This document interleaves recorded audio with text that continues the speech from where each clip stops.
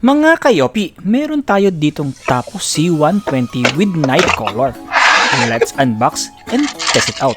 It has a USB Type A to Type C cable, power cable, mounting screw,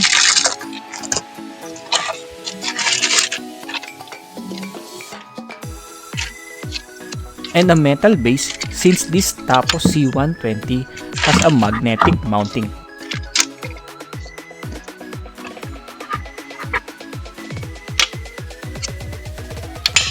It also have a spotlight light at the front. At the back is a Type C and speaker. And on the side is the memory card and Type C. Let's install this. Akyat muna tayo sa kisame and pakita ko din sa inyo yung ating portable spotlight from Lotus. Ang liwanag nito mga kayopi, naka-low lang yan ha. So yan ang ating Lotus oh. Lakas niyan. Ano pa lang yan, low. May high pa yan, pero okay na. Okay, sabihin natin. Dito rin tayo nag-Wirex ng smart home before. Madaming AI detection mode itong mga kayopi. Merong alarm to if detect people based on your schedule.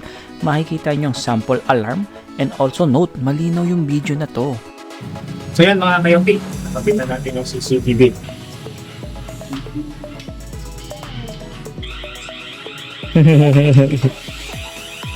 Di ba? Tsaka ang liwanag. Ang galing ng kanyang color, night color, no? Oh? See the actual footage, late night, parang umaga pa din.